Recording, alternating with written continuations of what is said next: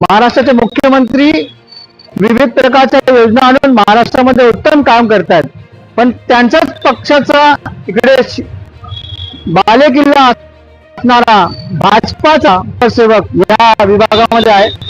आणि सगळ्यात महत्वाचं मी तुम्हाला दाखवतो की कॅमेरामॅन जरा पुढे या आणि ही जे फुटपाथ आहे ते कशा प्रकारे बनवले त्याचं उदाहरण दाखवतोय की अनेक वर्षापासून हा जो फुटपाथचं काम आहे ते इकडेच आहे। इकडच्या स्थानिक लोकांकडून माहिती पडलं की जे टेंडर घेतलेलं ते पळून गेलेलं आहे। आपल्यासोबत सामाजिक कार्यकर्ता सुनील गडकर आहेत, आरटीआय ऍक्टिव्हिस्ट आहेत। सुनील काय जो रोड बनला, रोड बनून बरेच आता वर्ष झाली, त्यानंतर फुटपाथ बनवायच्या ठिकाणी या लोकांनी फुटपाथ वगैरे काही बनवला नाही, काम अर्ध्यावर सोडलं आणि बाकी त्यांचा मटेरियल जो होता तो पण इथे सोडून गेले। इथे बाजूला आहे तो मटेरियल सोडून गेले।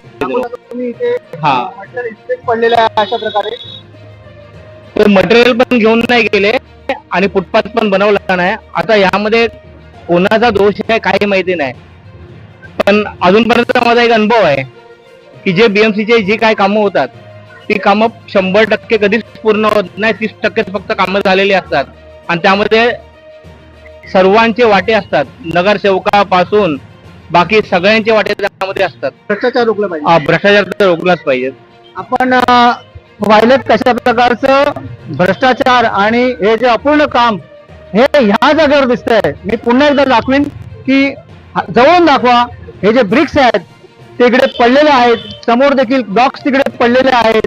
या रस्त्याच्या एका कामामध्ये जर आपल्याला एवढा जर भ्रष्टाचार दिसत असेल, लापरवाही दिसत असेल, तर मुंबईमध्ये अन्य विभागामध्ये काय होत असेल।